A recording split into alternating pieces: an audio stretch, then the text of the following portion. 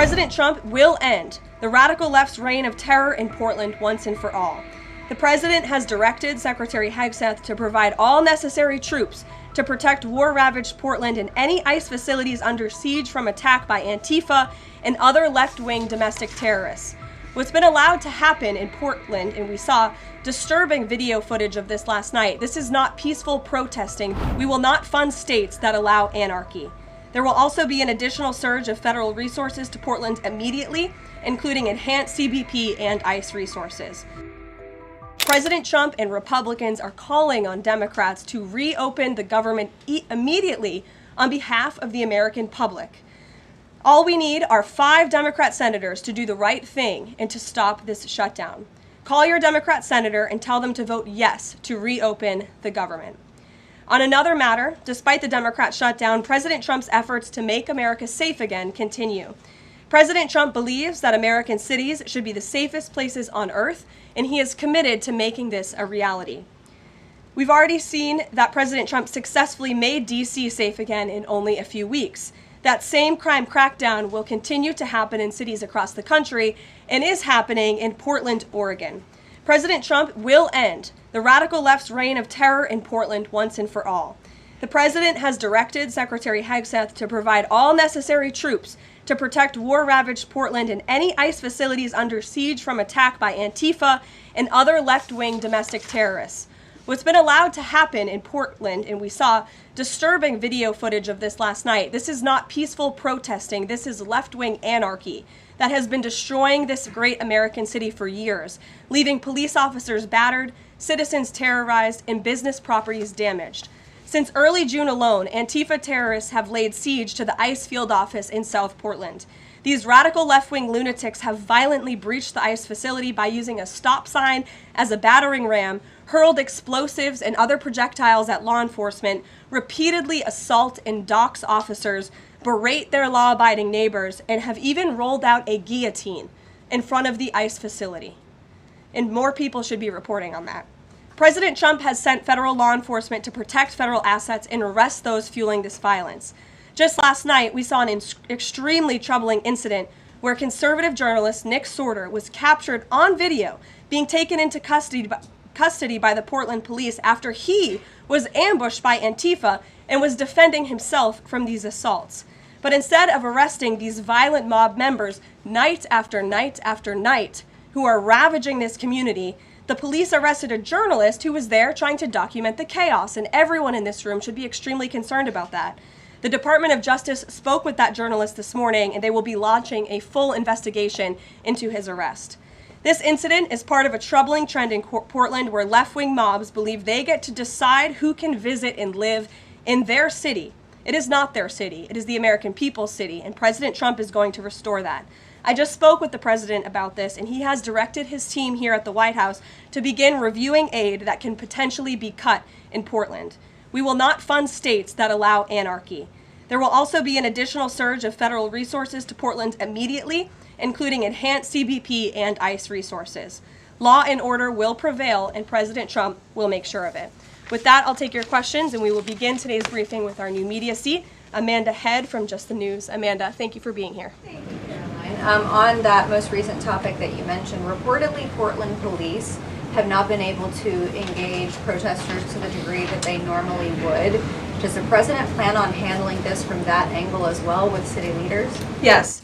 From our understanding, in the law enforcement that we have here in the Homeland Security Task Force, I spoke with them this morning, and what they're seeing is that unfortunately, local police has been restricted from responding or cooperating at all with federal authorities, which is completely absurd. We have surged federal law enforcement personnel to this city to restore law and order and to work alongside local law enforcement. And we've seen the benefits of this in Washington, D.C. And all of you live here, so you can agree Washington, D.C. is and feels much safer because of the cooperation between federal and local law enforcement. They can and must be working together, and we think it's despicable that these local elected officials who swear an oath to protect their people are preventing law enforcement from doing their jobs on the ground. So that's why the president has directed his team here at the White House, and they are already on it to look into how we can cut funds.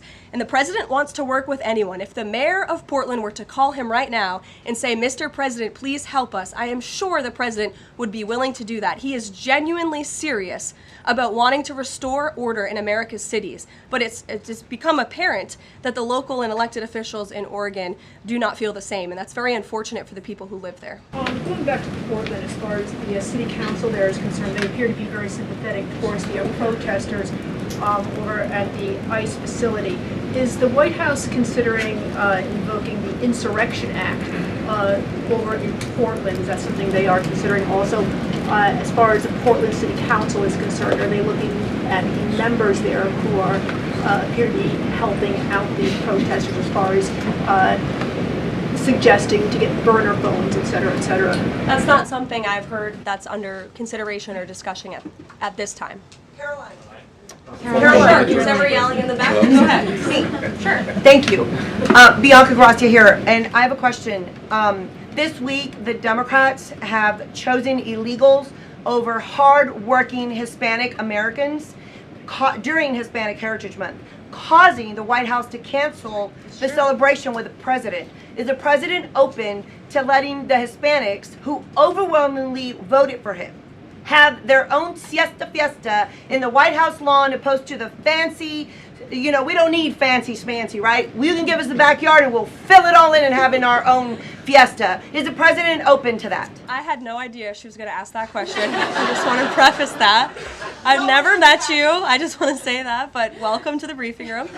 I love your energy. I can't personally unilaterally promise the South Lawn grounds. We have some construction going on out there, but I know that everyone here views it as very unfortunate we had to cancel or hopefully just reschedule the Hispanic American Heritage Month event, and it's because we are working around the clock during this government shutdown. When the Democrats vote to reopen the government, that event will be back in the planning stages. You're welcome. Brian, go ahead. Thank you very much. Welcome to the briefing room, by the way. I was with the Secretary of War and the Attorney General in Memphis just the other day as we were going to a command center. And I noticed a billboard along the highway that said, "Memphis welcomes the National Guard." Now, what is your message today to Democrat mayors watching us right now that suffer from TDS and they cannot get Trump out of the way to saving their city, Portland being one of them?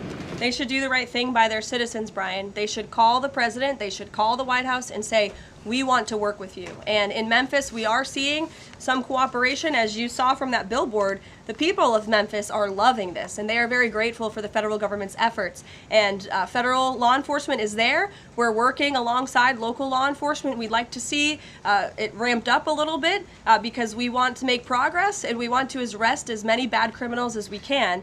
Since Monday, I do have some updated statistics from the Homeland Security Council this morning. Since Monday, 153 arrests have been made in Memphis, including 5 gang members. 48 illegal guns have been seized, and 5 missing children have already been recovered. Last night, 60 arrests were made and 21 illegal firearms were seized. Arrests from last night include a suspect wanted for rape of a child under 13, first-degree murder, breaking and entering, aggravated assault, illegal drug possession, and many more. So we continue to see good results coming in through Memphis, and the president is very excited about making Memphis safe again. In the blue. Thank you. At the top of the briefing, you made a statement about that the Democrats are interested in giving health care to illegal immigrants. Yes, they are. U.S. law already prohibits that. It's a 1996 law saying that they cannot give unauthorized immigrants any federally subsidized health care coverage through Medicaid, the Affordable Care Act, or the Children's Health Insurance Program. There seems to be a disconnect in the messaging. Are you denying that Medicaid money has never gone to illegal aliens in the United States of America? I'm not denying anything. I'm asking you if you can explain the disconnect in the messaging. I most certainly can. The Democrats' proposal, their continuing resolution, let me just reiterate, the Republicans' continuing resolution was a clean continuing resolution. There was no partisan politics injected into it. There were no conservative wish lists injected to it. What the Republicans want, and still want to this very second, is a clean continuing resolution to fund the United States government. What did the Democrats want in their continuing resolution? They inserted a provision to undo a provision in the Working Families Tax Cut, the One Big Beautiful Bill, that ended taxpayer-funded health care illegal benefits for illegal aliens. Democrats' proposal would require Medicaid to pay more for emergency care provided to illegal aliens than Medicaid does for American patients who are disabled, elderly, or children.